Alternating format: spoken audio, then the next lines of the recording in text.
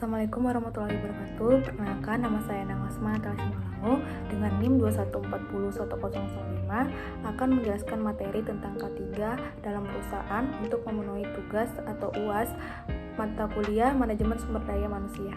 Definisi K3 menurut Peraturan Pemerintah Nomor 50 Tahun 2012, pengertian keselamatan dan kesehatan kerja atau K3 adalah segala kegiatan untuk menjamin dan melindungi keselamatan dan kesehatan kerja tenaga kerja melalui upaya pencegahan kecelakaan kerja dan penyakit akibat kerja.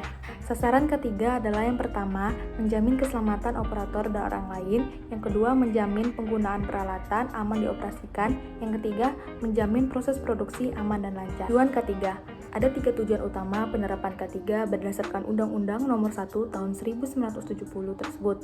Yang pertama, melindungi dan menjamin keselamatan setiap tenaga kerja dan orang lain di tempat kerja. Yang kedua, menjamin setiap sumber produksi dapat digunakan secara aman dan efisien. Yang ketiga, meningkatkan kesejahteraan dan produktivitas nasional. Manfaat K3 untuk karyawan. Yang pertama, pekerja akan memahami bahaya dan resiko dari pekerjaannya. Yang kedua, pekerja memahami tindakan pencegahan agar tidak terjadi kecelakaan. Yang ketiga, pekerja mengetahui bagaimana bertindak dalam keadaan darurat, seperti kebakaran, gempa, dan sebagainya. Yang keempat, pekerja mampu berpartisipasi dalam menciptakan tempat kerja lebih nyaman. Dan yang kelima, pekerja memahami hak dan kewajibannya dalam peraturan terkait keselamatan dan kesehatan kerja. Manfaat ketiga untuk masyarakat. Yang pertama, masyarakat dapat terlindungi dari kecelakaan dan penyakit akibat kerja yang diakibatkan operasional perusahaan. Yang kedua, masyarakat dapat memastikan anggota keluarganya dapat pulang dengan selamat. Yang ketiga, masyarakat mendapatkan ilmu untuk penerapan keselamatan di rumah. Dan yang keempat, masyarakat dapat memastikan perekonomian keluarga terus bergerak. Manfaat ketiga untuk negara. Yang pertama adalah negara dapat melindungi tenaga kerjanya. Yang kedua, negara dapat menggerakkan perekonomian. Yang ketiga, negara dapat melaksanakan kesepakatan internasional. Dan yang keempat, negara mendapatkan citra positif terhadap perlindungan tenaga kerjanya. Penerapan ketiga dalam perusahaan.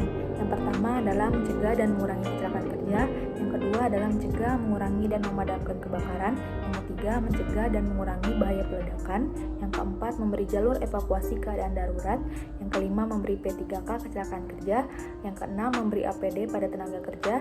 Yang ketujuh, mencegah dan mengendalikan timbulnya penyebaran suhu, kelembapan, debu, kotoran, asap, uap, gas, radiasi, kebisingan, dan getaran.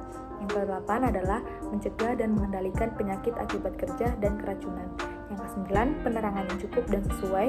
Yang ke-10, suhu dan kelembapan udara yang baik. Yang 11, menyediakan ventilasi yang cukup. Yang ke-12, memelihara kebersihan, kesehatan, dan ketertiban. Yang ke-13, keserasian tenaga kerja, peralatan, lingkungan, cara, dan proses kerja. Yang ke-14, mengamankan dan memperlancar pengangkutan manusia, binatang, tanaman, dan barang. Yang ke-15, mengamankan dan memelihara segala jenis bangunan. Yang ke-16, mengamankan dan memperlancar bongkar muat, perlakuan, dan penyimpanan barang. Yang ke-16 yaitu yang ke-17, mencegah terkena aliran listrik berbahaya. Dan yang terakhir adalah 18, menyesuaikan dan menyempurnakan keselamatan pekerjaan yang resikonya bertambah tinggi. Sekian dari saya mengenai K3 dalam perusahaan. Terima kasih.